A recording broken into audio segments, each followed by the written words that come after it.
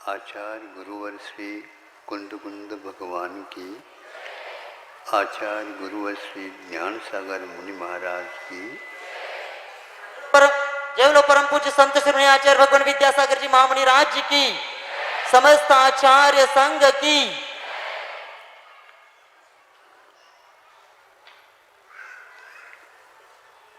पर्व सामने आ रहा है। धीरे धीरे लोग एकत्रित हो रहे हैं। व्यवस्था की बात है, ये होती रहेगी। कार्यक्रम की घोषणा यहाँ पर हो चुकी है। आज यह पर्व से पूर्व में रविवार आया है। अब पर्व में ही रविवार आएगा, वह 7-8 दिन में आएगा।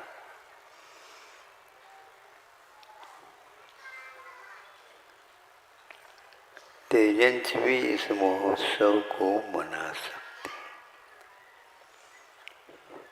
आप लोगों को बार बार कहने के उपरांत मनाते हैं और वो उनको कुछ कहे बिना भी वो मनाते रहते हैं। पर्वराज एक प्रकार से 10 लक्षण धर्मों का एक विवेचन का अवसर प्राप्त होता है। पहले संगणन दीर्घ होने से मुनि महाराज श्रमण भारतवर्ष में अन्यत्र जंगलों में रहते थे। आज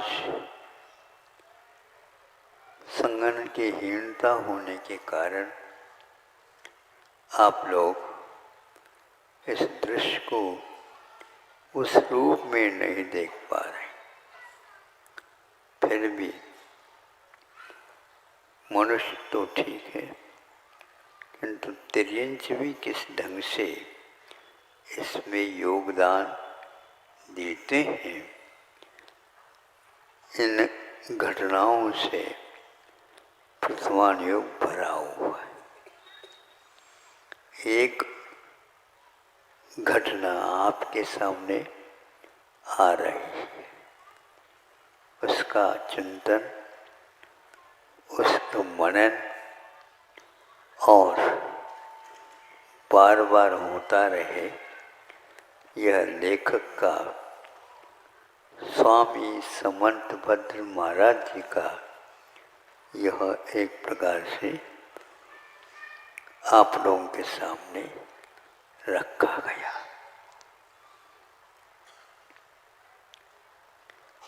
चातुर्मास की भी बात हो सकती है या अन्य समय में ये घटना घटी हो।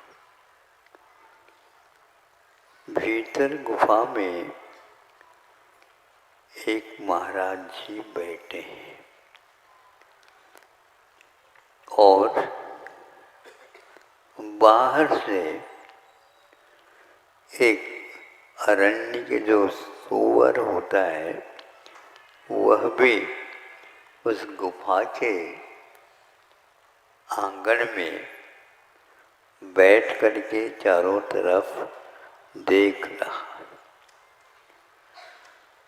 उसी बीच में एक सिंह आता है और सीधा वह गुफा में प्रवेश करना चाहता है।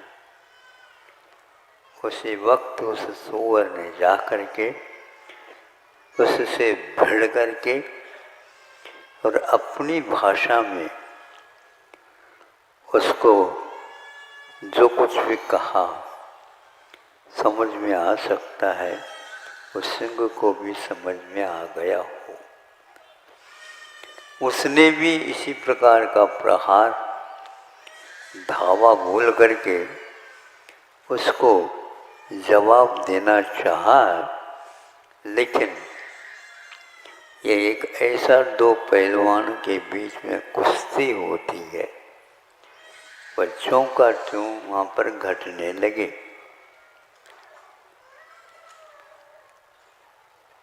क्योंकि सूअर का लक्ष्य ये था, जब तक महाराज जी का सामायिक पूर्ण नहीं होगा और वो ध्यान का विसर्जन करके अन्य आवश्यक कार्यों में नहीं लगेंगे, तब तक मैं यहीं पर रह करके उनके समाधि में, उनके सामायिक में, उनके ध्यान में निर्विघ्नता आ जाए, इसकी प्रतीक्षा कर रहा था। सिंह उसे समझता था, किंतु सिंह चूंकि अब इसके साथ मुठभेड़ में लग गया, इसलिए दूसरा कोई, तीसरा कोई उसमें प्रवेश नहीं कर पाया। यह बहुत देर तक घमासान युद्ध उन दोनों में होता रहा। सिंह का यही मात्र अभिप्राय था, उस मानव प्राणी का भक्षण आज हो जाए। एक रक्षक बन करके बैठा है और एक राजा हो करके, राजा है क्या नहीं? हाँ, सिंह जंगल का राजा माना जाता। इस राजा के साथ में युद्ध लड़ने का कार्य सूअर ने अपने हाथ में ले लिया। एक दूसरे के ऊपर प्रहार करते समय दोनों का शरीर घायल हो गए, रक्तस्राव होने लगा। फिर भी भीतरी वेग, एक का वेग क्रूरता से भरा हुआ है और एक संवेग के साथ ये कार्य कर रहा है। दोनों विपरीत हो गए। पशुओं के लिए कोई प्रशिक्षण नहीं दिया जाता। प्रशिक्षण और उपदेश मुख्य रूप से मनुष्य को ही प्राप्त होता है, लेकिन पशु और पक्षी यहाँ पर बैठे बैठे वृक्षों के ऊपर भी सुन रहे हो सकते हैं। गाय भैंस आदि भी इनको सुन सकते हैं, सुनते होंगे, मुख से कुछ कहते नहीं। उन्हें आग्रह करने की कोई आवश्यकता नहीं पड़ती। उनके भावों में इस प्रकार की विचित्रता रहती है। ग्रंथों में कहा, 8 वर्ष अंतर्मुख हुए बिना मनुष्य को सम्यक दर्शन नहीं हो सकता। कितने भी वह प्रयास कर ले, गुरु महाराजों के चरणों में ही बैठा रहे तो भी प्राप्त नहीं हो सकता। किंतु मुनि महाराजों के चरण स्पर्श हुए बिना अंतर मुहूर्त में भी पशुओं को सम्यक दर्शन हो सकता है। क्या सुन रहे हो आप लोग? आप लोगों को 8 वर्ष अंतर मुहूर्त चाहिए और उनके लिए अंतर मुहूर्त भी पर्याप्त होता है। ये कैसी योग्यता उनकी, इसके बारे में सोचिएगा। मनुष्य बहुत व्यापक कषाय करता है। मनुष्य के जीवन में व्यापकता कषायों की रह सकती है, दया की भी रह सकती है, लेकिन पशुओं में भी यह देखने को उपलब्ध होता है। इन दोनों में सुअर एक ऐसा ही अहिंसक था, तो वहाँ भीतर ही भीतर यहाँ पर भले ही बैठा रहा, किंतु उसका जीवन अहिंसामय हो गया था। वह रक्षक के रूप में ही वहाँ पर रहता था। इस कथा को पढ़ने से ऐसा ज्ञान होता है, सम्यक दर्शन के पीछे पढ़ने से सम्यक दर्शन प्राप्त नहीं होता, आगे की सीढ़ियाँ और हैं। किंतु पशुओं में एक साथ तीनों ही प्राप्त हो सकती हैं, ये भी उल्लेख मिलता है। ज्ञान का अर्थ विद्यालय खोलने से, महाविद्यालय खोलने से, विश्वविद्यालय खोलने से नहीं प्राप्त होता, किंतु वह एक भीतरी आयाम है, वह एक भीतरी साधना है, वह एक भीतरी, ऊपर से उसका संबंध नहीं, किंतु ऐसा पुरुषार्थ होता है।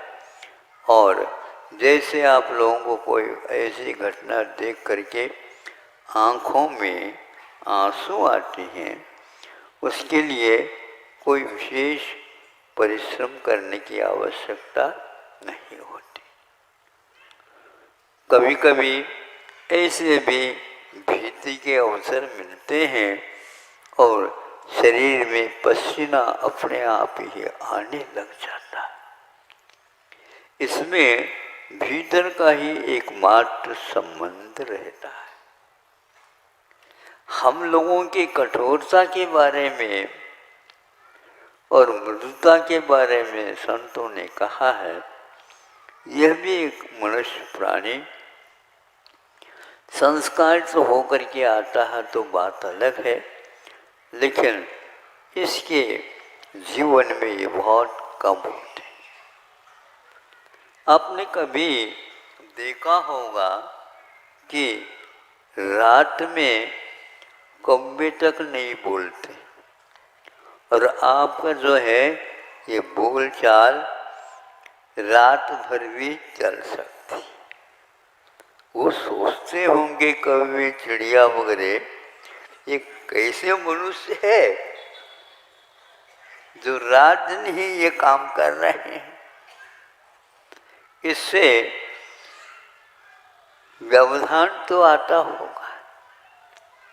हमने तो कभी कौवों को रात में का करते हुए नहीं सुना। हाँ, आप लोगों का प्रभाव उसके ऊपर भी पड़ सकता है।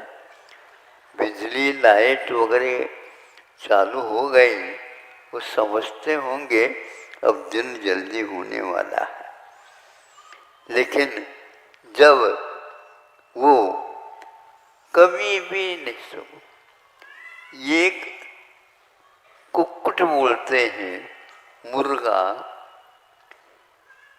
वह ठीक जब रात ढलने की होती है उस समय में आपको सुनाते हैं, कहते हैं अब जग जाओ। एकदम तो अभी रात गई नहीं, लेकिन अंतिम प्रहर में कम से कम प्रभु को याद करो। यह मुर्गों के माध्यम से आप लोगों को सीख उपलब्ध होती है। आप लोगों ने कभी बच्चों को इस प्रकार उठा करके और इस प्रकार सुनाया? नहीं, क्योंकि ये हमारे यहाँ लिखा हुआ नहीं, क्योंकि हम दिन में ही करते हैं, रात में नहीं करते। रात में आप भोजन फिर भी करते होंगे, लेते होंगे, किंतु कोई भी पशु पक्षी इसको छूते तक नहीं, ऐसा सुना है। आप डाल भी दोगे तो भी वह दिन में जो खाया है उसकी जुगाली चरवन भर करते रहते हैं और उसको पचा करके प्राण के रूप में परिवर्तित करते हैं। बंदर भी ऐसा ही करता होगा। उसके गले में एक थैला टाइप बना हुआ रहता है, उसमें वह खा खा करके रुक जाता है, स्टोर कर लेता है, संग्रहित कर लेता है, फिर संभव है रात में उसको चर्वण करता है। आप लोगों के जीवन में चर्वण कम है, इसलिए अनेक प्रकार के भयानक रोग आपको हो रहे हैं। यदि पच जाए खाया हुआ तो फिर कहने की आवश्यकता नहीं है, यह अपच रोग आपके पास आ गया, आ नहीं सकता। हम यूं कहो बस हर बात में संग्रह और को यह उपलब्ध न हो, इस प्रकार की भावना रखते हैं। और भी पशु पक्षी, उनके बारे में आप अध्ययन करिएगा, निश्चित रूप से वे इस प्रकार की तामसी वृत्ति से दूर रहते हैं। पीने का भी कार्य रात में वे लोग नहीं करते, कुछ पशु पक्षी को छोड़ करके। इस प्रकार मैं ये कह रहा था कि सम्यक दर्शन की भूमिका के लिए विशेष आयाम करने की आवश्यकता नहीं, एक भीतर देखने की, जानने की और बाहरी दरवाजों को बंद करने की आवश्यकता पड़ती है। इसलिए उस युवन की ओर आप देख रहे हैं और इधर एक तरफ सिंह की ओर भी देख रहे हैं। इस प्रकार घमासा युद्ध होता हुआ दोनों के प्राणांत हो गए।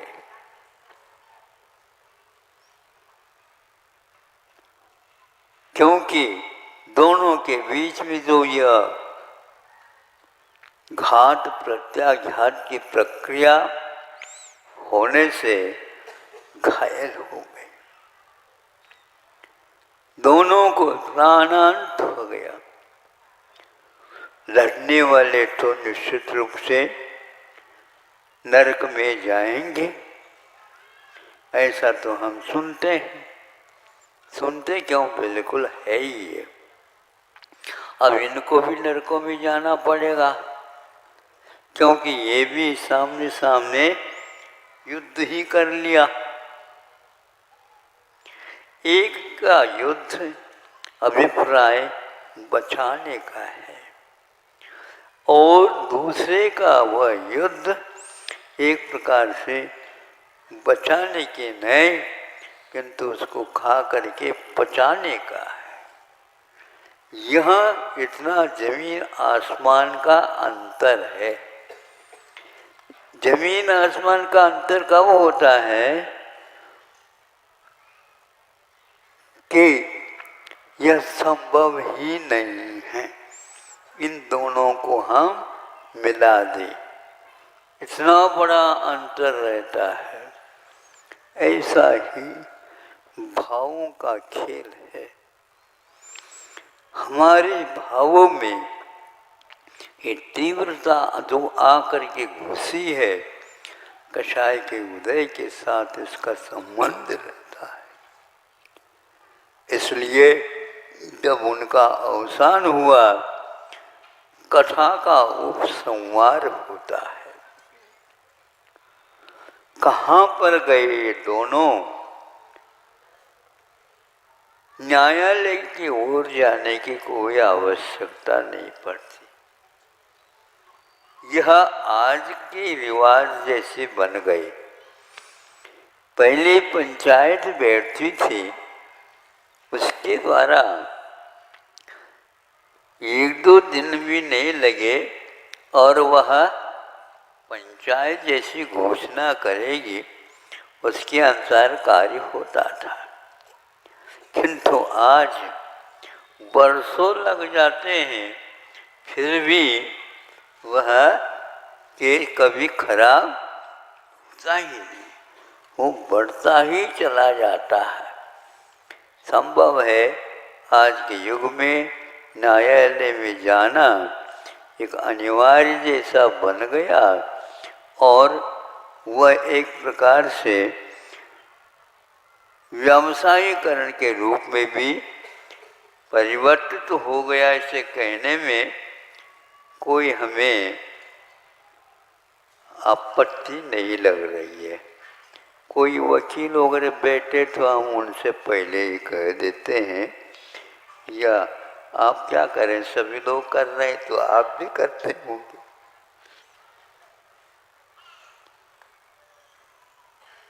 मतलब उनको पंचायत के ऊपर कितना बड़ा विश्वास रहता था। जो वो कहेंगे वो हमारे लिए मान, और वह कह देते थे। कोई बुरा नहीं लगता था, जिसका मान लो जिसके पक्ष नहीं लिया गया उसको भी वह बुरा नहीं लगता, क्योंकि पंचायत का जो कुछ भी है निर्णय हमें मान्य है, क्योंकि हमें यहीं पर रहना है। एकदम आपको स्वर्ग नहीं मिलेगा, ध्यान रखो। वहाँ पर भी बहुत पंक्ति लगानी पड़ती है, लाइन, तब कहीं वो मिलता है। ऐसा आज भी कहीं कहीं पर सुनने में आता है। वह गृहस्थ अपने आप ही न्यायालय गए बिना भी न्याय को मिटा लेते हैं। एक महिलाओं के बारे में हमने सुना, राजस्थान में थी उस समय। एक गांव में सब महिलाओं को बहुत तंग होना पड़ा, बहुत कष्ट होता था। वो प्रत्येक दिन पति जब आते शराब पी करके आते। तो एक बार पढ़ी लिखी एक महिला ने सोचा एक मंडल बनाया जाए, और इसका यह है कि जब तक इस गांव में से शराब की बोतल बाहर नहीं जाए तब तक हम श्वास सही सही नहीं लेंगे। पक्का? बिल्कुल पक्का। आपके पति को क्या कहोगे? वो हमारे लिए उस समय पति नहीं,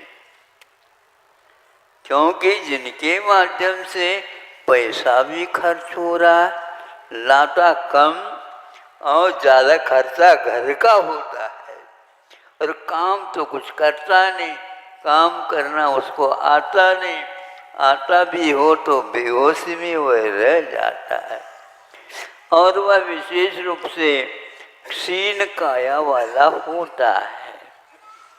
ऐसी स्थिति में हम उसको घर में रख करके भी क्या करना चाहें? तो सब लोगों ने कर लिया। कोई भी 7 बजे या 8 बजे नहीं, उससे पूर्व में घर में सदस्य आता है तो ठीक स्वागत है, नहीं आता है बाहर रखो। और दिन में भी जब पूछ करके आओगे तो हम देख लेंगे, यदि नशा उतर जाए तो ठीक है, नहीं तो जब तक वह नशा नहीं उतरी तब तक वहाँ आपके लिए कभी पूछेंगे नहीं। बस 4-5 दिन हुए नहीं, सभी के घर में जो कोई भी थी शीशियाँ बाहर निकाल दिया गया। आपने सुना है कृष्ण जी के काल में यादवों की क्या स्थिति हो गई थी? उस शराब के कारण ही द्वारिका पट्टन जल गया, जला लिया गया, क्योंकि एक रिद्धिधारी मुनि महाराज के ऊपर यादवों ने उपसर्ग किया। और वह कहाँ से आया शराब? तो पहले ये कह दिया था कि यह राज दरबार जो कुछ भी है उनमें से शराब सारे के सारे बाहर फेंका जाए, क्योंकि यादव लोग शराब पी करके ही महाराज के ऊपर उपसर्ग करेंगे। ये सुन करके सब लोगों ने पार किया था, किंतु खदानों में जो वह इकट्ठा हुआ और 2-3-4 दिन जो है लगातार वर्षा होने से वह खदानें भर गई। हाँ, और जो है सशक्त हो गए शराब और उसको पी लिया प्यास लगने से। फलस्वरूप पुनः उन लोगों ने महाराज जी के ऊपर धावा बोल दी और उसके परिणाम स्वरूप वहाँ पर यह घटना घटी थी। इससे फल होता है कि वो महिलाएं अडिग रह गई और हम पीछे नहीं हटेंगे। जैसे अभी कहा कि टाइगर हिल ये समझे, वहाँ पर भी ऐसा मोर्चा दिया जवानों ने, तो कईयों को वहाँ से भागना पड़ा। युद्ध ऐसा थोड़ी होता है, गर्मी के दिनों में गर्मी, सर्दी के दिनों में सर्दी, वर्षा के काल में मूसलाधार वर्षा में भी सेना को सजग रहना पड़ता है। जिस समय आप खुर्राटे लेते हैं उस समय वह किसी भी प्रकार से किसी को भी छोड़ नहीं सकते। तब कहीं जाकर ये महाराष्ट्र जो कि प्रथम नंबर में, भारत तो नहीं आ रहा लेकिन आबादी की अपेक्षा से दूसरे नंबर में आता है। अब यदि यह कर्मठता के साथ बुराइयों को छोड़ करके आगे बढ़ता है तो क्या हिम्मत है उसके पास जो ये नशाएं उतर जाए उसके सामने। प्राय करके नशा जो है ना प्रभाव कब होता है, जब कोई विशेष पूछने वाला नहीं होता और बच्चे सब डर जाते हैं उनसे, किंतु पुलिस एक बार सीटी बजा दे तो वो नशा ही उनका उतर जाएगा और भाग जाए वो अपने अपने घर को। एक कारण यही है कि कोई ऐसा भी व्यक्ति चाहिए तो इस प्रकार संवैधानिक नीतियों के ऊपर अपना शासन और प्रशासन चलाता हो। अन्यथा न लो, हमने ये आपके सामने जो रखा है यह प्राचीन काल में क्या होता था उसका एक नमूना है। ऐसे भी राजा जो कि मुसलमान होकर के भी इसका विरोध किया जाता था और आज शाकाहारी होकर के भी इसका प्रावधान विधान किया जा रहा है। अब पर्व के दिनों में क्या क्या बोलना पड़ेगा और क्या क्या आप लोगों को सुनना पड़ेगा हम अभी कह नहीं सकते, क्योंकि आपने हमारे सामने निवेदन किया है महाराज हम सुनेंगे, तो हम भी देखो समय मिल जाए तो सुनाएंगे, लेकिन आपकी केवल मतलब की बात नहीं सुनेंगे, जो सही सही घटनाएं हैं वही आपके सामने रखेंगे।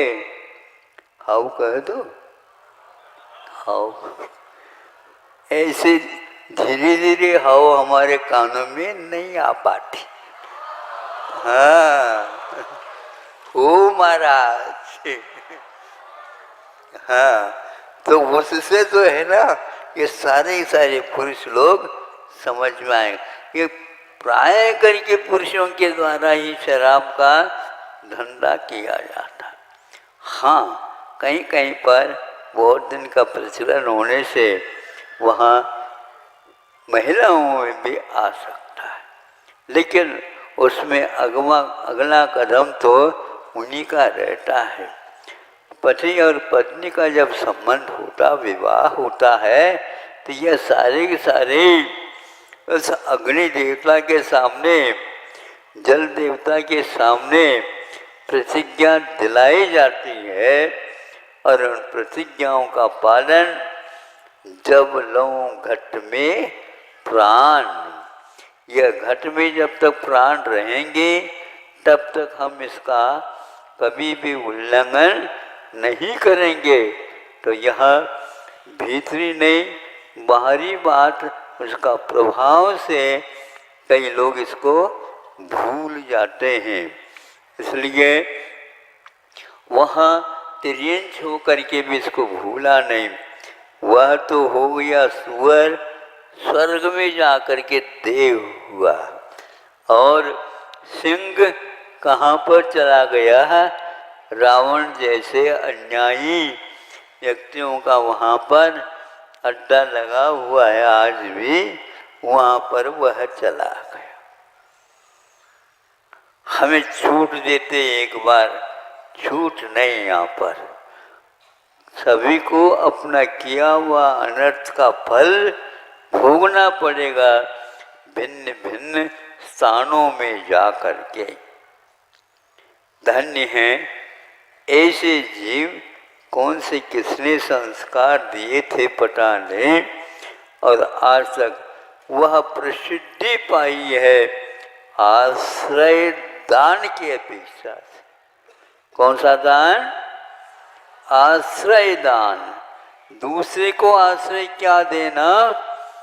अपने जीवन में स्वयं को भी आश्रय देना होता है। इसलिए उस भयानक परिस्थिति में भी अपने प्राणों को बलिदान के रूप में चढ़ा करके सुअर ने यह आदर्श स्थापित किया, और उसकी कथा रत्नकरंडक श्रावकाचार्य में उल्लेखित है।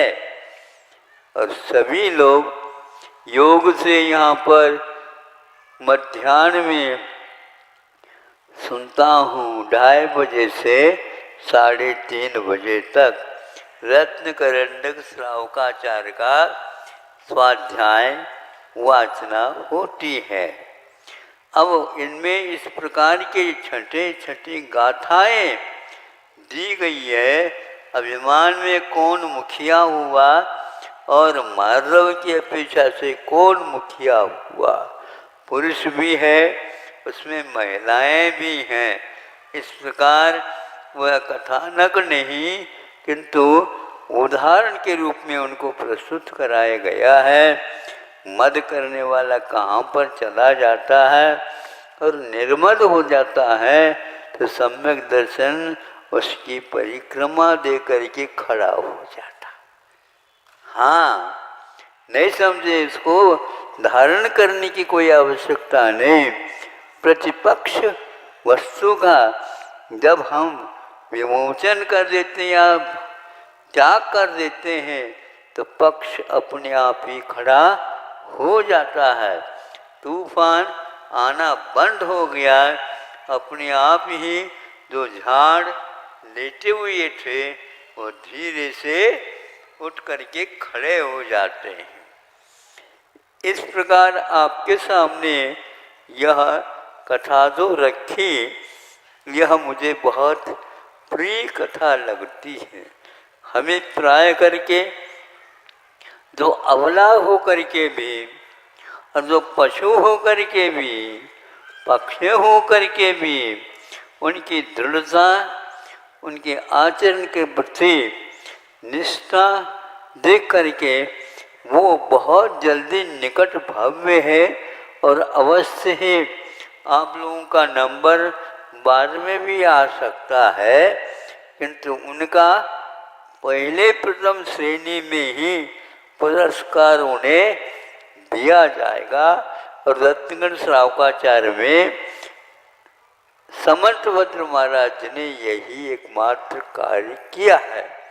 अब इसको आप अपने जीवन में उतारने का, चिंतन मनन करने का अवसर दे दो, ताकि आपका जीवन में भी यह प्रसंग अपने आप आ जाए और इससे प्रेरित होकर के अन्य जीवों का भी उद्धार हो जाए। इसलिए हमें कभी भी पुराण ग्रंथों को गौण नहीं करना चाहिए। इनसे हमारा हृदय में जो यदि निश्चय है उसकी रक्षा होती है, और यदि नहीं है तो उसकी उत्पत्ति होती है और आगे उसमें विकास हो जाता है। ये तीनों बातें अपने जीवन में अपने लिए भी सहायक है और दूसरे के लिए भी सहायक है। इस प्रकार ये वक्तव्य आपके सामने छोटा सा है, रविवार के अनुरूप हुआ है। 2 दिन के बाद यहाँ पर जैसा कहा है उसी के अनुसार यदि मौसम ठीक रहेगा तो, क्योंकि यहाँ पर बहुत जल्दी वर्षा में अस्त व्यस्त हो जाता है, सुनते हैं उसका भी उपाय सरकार के द्वारा किया जा रहा है। क्योंकि आप लोगों ने उनको वोट दिया इसलिए हो रहा। ये पक्का है, हमने वोट दिए हैं, इतना तो कम से कम काम करो। वो करने के लिए तैयार हुए हैं, बताते अहिंसा परमो धर्म। वैसे बहुत धीरे बोल रहा हूँ, फिर भी उनको सुनने में आ रहा है, इसलिए ध्वनि प्रदूषण से आप स्वयं भी बचेंगे और हम लोगों को भी बचाएंगे। चलो परम पूज्य आचार्य भगवान विद्यासागर जी महामणि राज की समस्त आचार्य संघ